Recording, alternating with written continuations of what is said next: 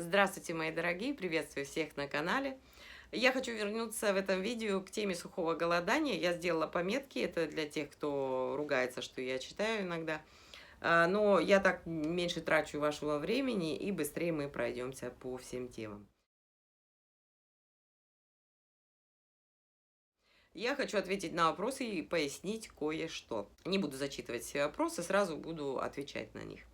Аргументы для того, чтобы я начала практику сухого голодания, вернее сказать, то, что я выбрала. Меня спрашивают, почему я именно этот способ выбрала.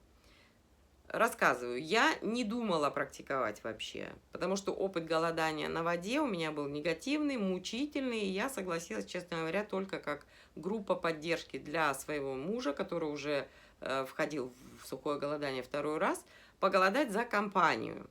И за компанию, как вы сами понимаете, все можно попробовать. Сама по себе я бы этого делать, скорее всего, не стала, хотя в практике это и знала давно. Позже уже, когда я входила второй раз, мне давалась пауза еще трудновато. Аргументы, опять-таки, я искала для себя, чтобы не спрыгнуть с регулярной практики, и нашла для себя следующие. Во-первых, эта пауза короткая. Долго я не могу голодать. Позже для новых подписчиков объясню почему. Во-вторых, я люблю быть стройной и одновременно люблю есть то, что я хочу, без всяких ограничений. Я люблю быть здоровой и хочу быть такой всегда.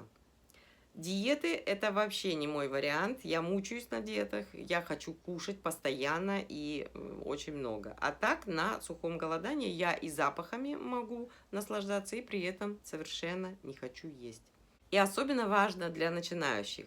Вы осознаете, что вы даете отдых телу, и совсем скоро вам можно будет опять есть, пить, и это вас успокаивает на первых порах. А еще, если вы положите в холодильник какие-то фрукты, вы будете их видеть, вам это будет приятнее вдвойне. Поэтому пауза идет легко.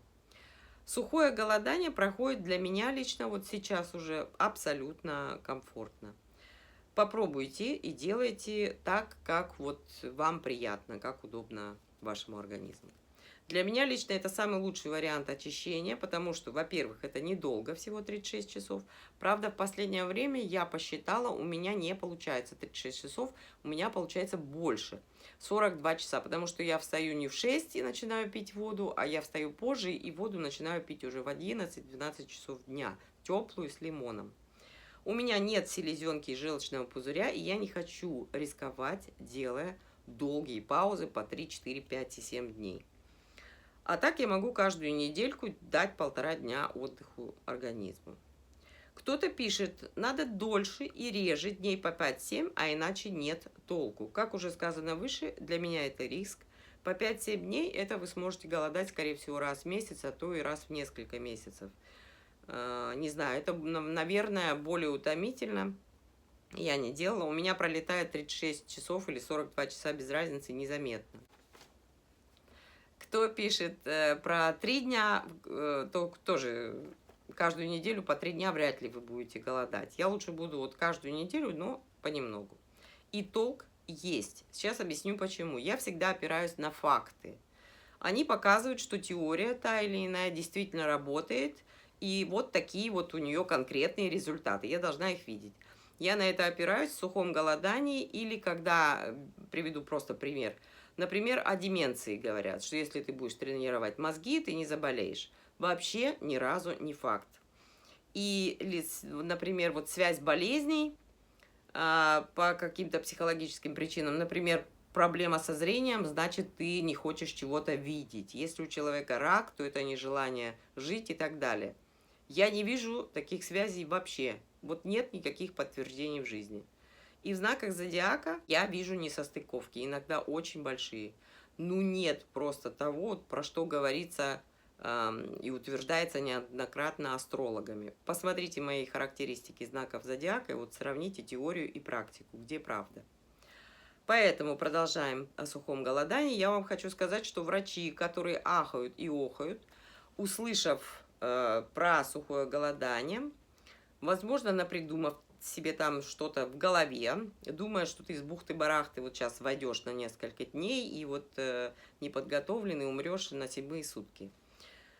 Э, Я не знаю, что они думают там. Но я включила голову, я знала, что я человек неподготовленный. Я заходила очень медленно, очень осторожно в сухое голодание. Сама наблюдала внимательно за своим состоянием, потому что другого выхода у меня не было.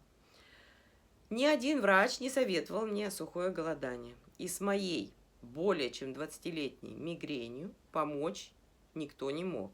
Разные врачи делали мне кучу исследований, анализов, результата ноль. Ни один медикамент мне не помогал. Я делала МРТ, попадала в больницы с этой мигренью. Иглоукалывание на год ослабило мне мигрень, но потом все по новой.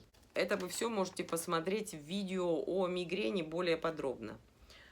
Я вам так коротко пройдусь. Лет до 33 у меня не было ни разу вообще никакой головной боли, и потом сразу начались резко очень сильные приступы мигрени. Не головная боль, вот, которая убирается таблетками, а страшные приступы, ужасные, такие, что я выпадала из жизни, из работы по 3-4 дня полностью, абсолютно, и потом еще надо было приходить в себя день-два, чтобы вообще как-то включиться во что-то.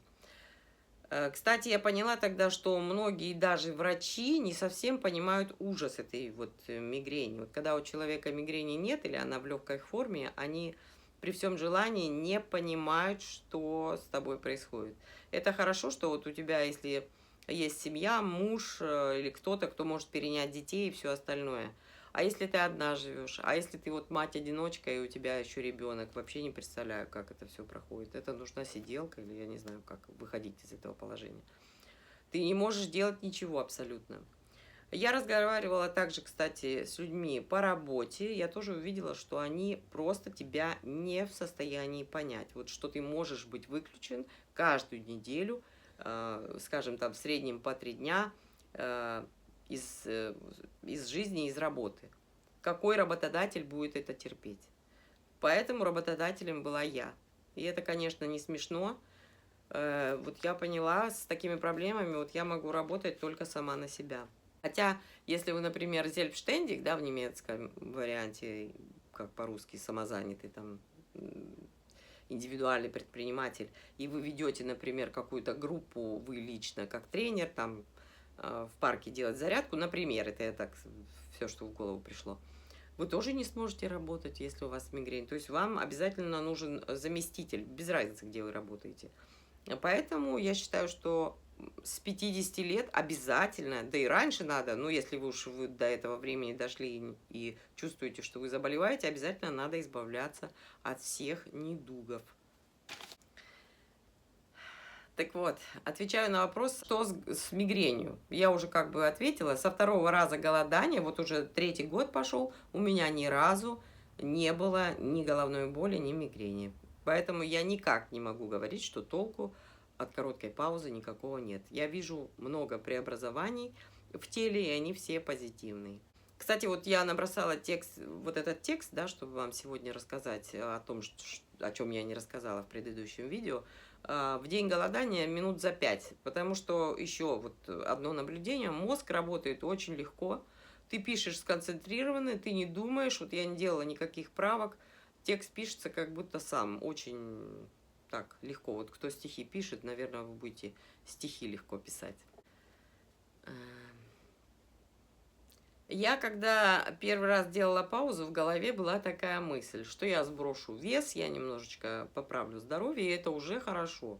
И, возможно, у меня поменяется вкус, и я естественным путем, например, откажусь от некоторых неполезностей, типа сахара, там много соли.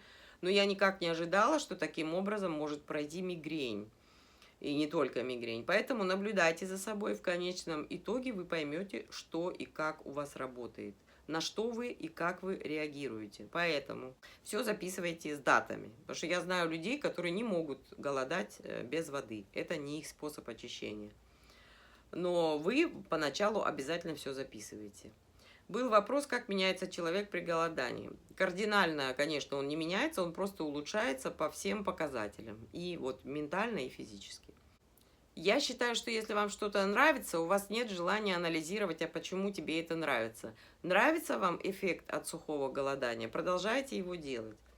Еще был вопрос, как готовиться к старости.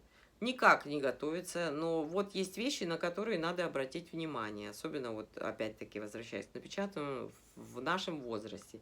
И, возможно, стать более внимательным к своему телу. Может быть, сухое голодание самое то для вас. Вы сможете получать более качественное удовольствие от жизни каждый день. Потому что на то, что мы не обращаем внимания, вы начнете обращать внимание. Вы будете получать удовольствие несказанное просто от созерцания чего-нибудь, от запаха, от чашки кофе элементарно.